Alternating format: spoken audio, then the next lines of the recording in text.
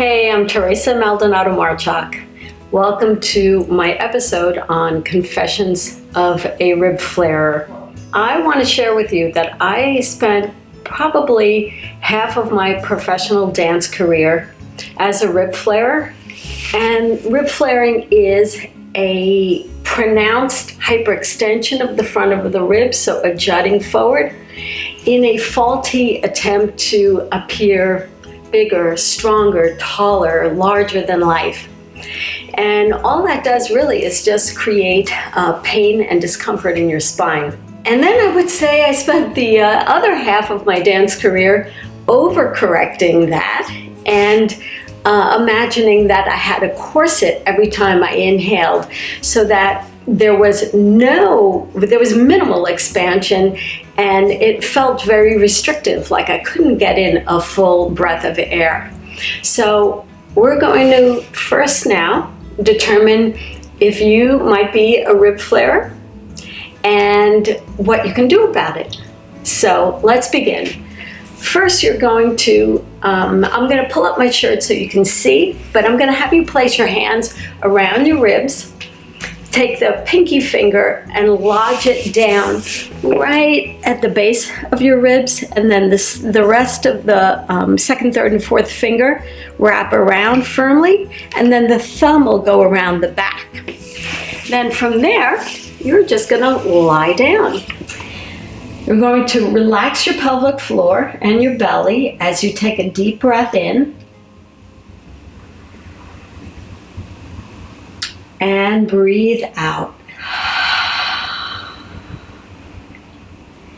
And do it again, and notice if the thumb side of your ribs are expanding, if the forward finger sides are expanding, if they're expanding symmetrically, or if one side seems to be expanding more than the other. So with rib flaring, the front ribs are going to expand up, and you will get an arching in the low back. And what you're searching for, what you really want, is a three-dimensional expansion: back, sides, and front. And then a recoiling coming in of the ribs. So expanding the volume and then bringing it in. If you find that you are a rib flarer, here's an exercise you can do to help address that. Take a squishy ball. I happen to be using my Bone Smart ball, but it could be any squishy ball you happen to have around the house. And you are going to place it against your thighs. And then put your hands in like a prayer position and set your shoulders down and back. Take an inhale, again relaxing the pelvic floor and belly. And then as you exhale, you're going to press your hands into the ball, and that will facilitate the engagement of your intercostal muscles, which are the muscles between the ribs, helping them to come in and knit together.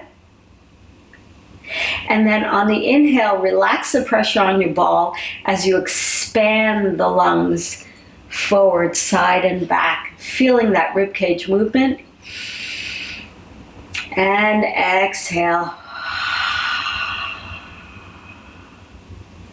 This is working your core, your shoulder depressors, the intercostals, and getting the transversus abdominis and the obliques all working to fire correctly. So that's a really great exercise to do. A second exercise you can do is to lie with your knees bent. Take an inhale, expanding the ribs three-dimensionally. And on your exhale, float the arms forward and up and overhead, noticing if you're arching your back. And try and keep the lower back ribs in contact with the mat. And then inhale as you come back down. Now in this exercise, It's not important that you touch the floor behind you. That's not the goal. What you're trying to do is just be aware of the rib cage. And can you functionally move your arms overhead without arching the back? So getting the movement to happen from the shoulder joint versus the spine. One image I like to use is the metaphor of a bungee cord. And you would imagine you have two of them vertically, one on either side of your ribs. And imagine that one hook is hooked to the front bottom rib and the other hook to the top of the pelvis. And when you lift your arm, that you keep that distance of the bungee cord intact and that it doesn't separate wildly. I like it because there is a little bit of resilience in here. It's not totally static, but this helps to remind you that arm movement should come from the shoulder joint and not from your spine. The spine should be for stability. Once you have that mastered, go ahead and take it to standing, sitting or standing. And see, can you lift up your arm and not arch your back, but keep everything contained.